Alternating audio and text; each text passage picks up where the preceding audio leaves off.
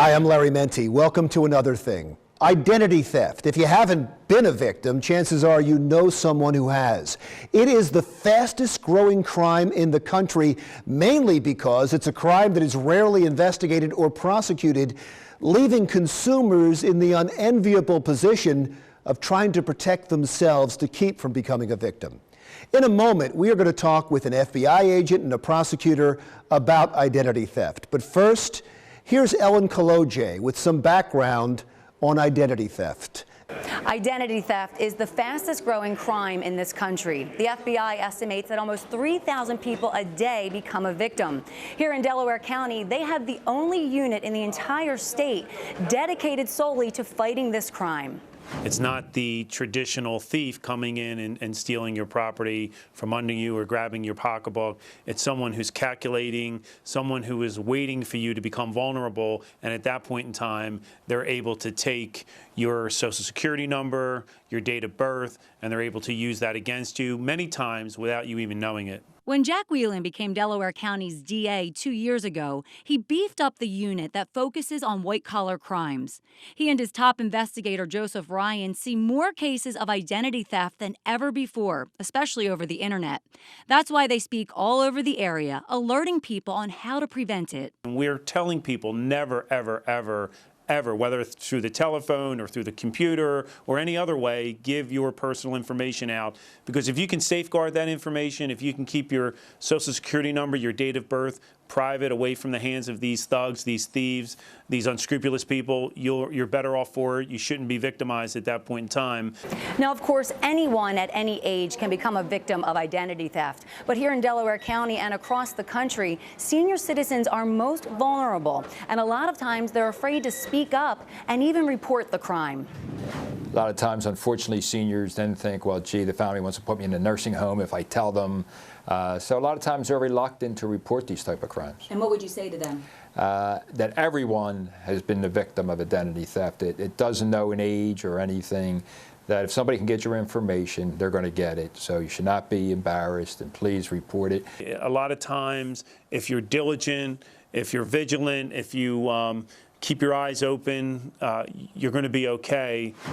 So again, if you feel like you've been the victim of identity theft, make sure you report it immediately to your local police department. And you may not know this, you're eligible for one free credit report every year, so make sure you take advantage of that, because it's much easier to stop a shopping spree before it ever begins. Reporting for Another Thing, I'm Ellen Kolodziej. All right, thank you, Ellen. To talk more now about identity theft is Detective Mark Malinkowski, who is with the Ocean County Prosecutor's Office, the Economic Crime Unit, and Bruce Helman, who is the Assistant Special Agent in charge with the FBI. Thank you both for being here. How big of a problem is identity theft right now? It's a huge problem. The last numbers I looked at, for the first half of 2014, about 110 million Americans were affected by ID theft. It's amazing. I think everybody knows somebody who was affected by this. If the problem is growing, we've known about this for a long time. Are we having a problem combating this? I don't think it's a problem in the fact that we're trying to jump different boundaries to try to prosecute it. You have investigation aspect and the prosecution aspect. Once we can get some kind of work together and get those boundaries together, then we'll be able to combat it a little more. What's the most common way that somebody has their identity stolen? It could be various ways. It could be. There's not one way that you have to watch out for? There really is. I mean, you can do all the things correctly to try to safeguard your information and still be a victim of ID theft. So you could go to a major department store and they could have their database stolen. You could have your wallet physically stolen out of your car or on your person. You could have a maid or service come into your home and steal information. So there are various ways that you can be a victim. But a lot of it happens online, right? Online, and I mean, think about how much stuff comes in your mailbox and people just throw it right in the garbage. They're not shredding it. I mean, credit card applications come in, your information's on there. If I fill it out, mail it back in, and I send it to an address, maybe a foreclosed house address that's across the street, I'm going to get a credit card in your name. See, this is fascinating because that's why I asked the question, because I think when most people think about identity theft these days, they think about online. They don't think about physically having their ID stolen, but my guess is that might be the predominant way that it's stolen. Is that the case? I don't know if it's the predominant way, but it's certainly an area that you need to be concerned about. You need to make sure you safeguard, put your stuff away in a drawer at home if you're going to have people come into your home to do some type of service work or a maid or something like that. As well as being very cognizant of what you're doing online, because it's very easy to lose your information very quickly. A lot of this crosses state line. That's where the FBI gets involved. Absolutely. And because it crosses state line, there must be an enormous amount of cases. Can you possibly go after them all? We cannot, unfortunately we cannot. We do our best to address as many cases as we can. However, there are limited resources both in our office and at the U.S. Attorney's Office, which would prosecute the investigations. Which puts the onus then back on the person to protect themselves. I mean, if you're saying the FBI can't even go after all of these cases, then what you need to do is talk about prevention at that point. Correct. Is that fair? Yes. And so what are some of the ways that you would prevent this? The Federal Trade Commission has their website, ftc.gov. They allow you to run your credit once a year for free. So every year you should pick the same time of the year or break it up and maybe do it in the beginning of one year and then the next year maybe in June, just to see that you're making sure you're checking. You need to check everybody in your family.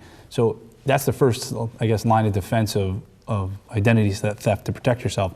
But like we said earlier, you got to protect what's coming into your household and what's coming out. So if you're not protecting those, don't throw a bunch of stuff, your mortgage documents, your water bill, all of your bills. That all leads to allowing your information to be exposed, and then the remainder can be found, as we already said, online. Everything's on the internet. You agree with all that? I do. The FTC does a great job of listing the steps you should take if you believe you're a victim. Notifying the credit agencies, notifying employers, notifying folks that may be affected, maybe even your doctor, because a lot of times people can steal someone's identification and then get medical services. And so you don't want to be going into a hospital after someone else has used your ID. Maybe they have a different blood type than you have, and suddenly you're in peril because they're administering aid to you, not having all the facts about your medical health. But some of that's after the fact. And, I guess it's prevention I'm looking for. Correct. Because after the fact, from what I've heard from people, it's a living hell to try to dig yourself out of the mess that's been created before then. The prevention part of it is, and let me step back for a second, because I want to ask you this. It seems to me that you're saying there's too many cases for the FBI to go after. I'm going to talk about prosecution in a second. A lot of people don't prosecute because it's not enough money. And then after you get involved, it's hell to get out of. Is this some problem that we're either basically ignoring for the most part because it's not a big enough of a problem? I don't think we're ignoring it, and it's a huge problem. I've seen studies where it takes someone between 28 and 600 hours. Let me retract. Okay, sure. Are we doing enough? Not ignoring, are we doing enough?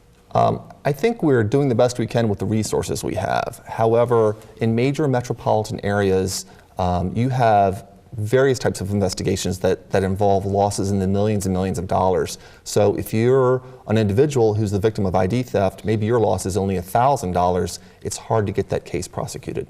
Right, a lot of people I've talked to, and you would know this as being in the prosecutor's office, a lot of people I've talked to will talk to their credit card company, and the credit card company says, no, we're not going to go after them. It's not worth the legal fees to go after them.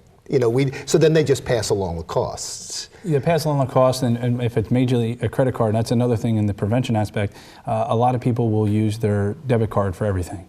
If you're going to be online, doing anything online, you should have a separate credit card, because once you have your debit card, it's been utilized for a purchase, you're now allowing the individuals to have access to your bank accounts. You want to use a credit card because then there's nothing attached to your personal banking. So the credit card companies will reimburse you, and again, they write it off and it's not investigated, but that's a way to prevent yourself from being a victim of identity theft and more exposure, minimize the exposure to your personal finances. But most of these cases aren't prosecuted. Unless they go into other crimes. And most of these cases probably aren't investigated. So I think it's important that if you are a victim and you have a low loss amount, you still need to report it. You report it to the local authorities, and you report it. There's a website called ic3.gov, the Internet Crime Complaint Center. And what they'll do is they'll take all the reports from all the folks around the country. So maybe that's one one person or a group of bad people that are stealing IDs, and if they have a similar MO, or they can take that information, put it together, and figure out where it can be prosecuted. But and it does stopped. seem like it has to get big enough for really anybody to care. It does. And so if it's just low level, you were telling me that there's some gangs that are now getting involved in this. Well, they just know. I mean, counterfeit checks, which is ID, is identification of a business.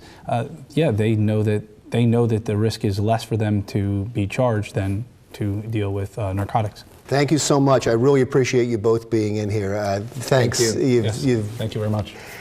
You cleared up the issue at least as to why a lot of times these cases aren't pursued. But I guess before, I don't want to be unfair. A lot of low-level crimes aren't pursued. It's not just identity theft. So I want to make sure that I make that point as well. Not you two aren't doing your jobs. Detective Mark Malinkowski, who was with the Ocean County Prosecutor's Office, and also FBI Assistant Special Agent in Charge, Bruce Helman. Thank you so much. As I've already said, we're going to talk specifically about seniors with someone from the AARP when we come right back on Another Thing.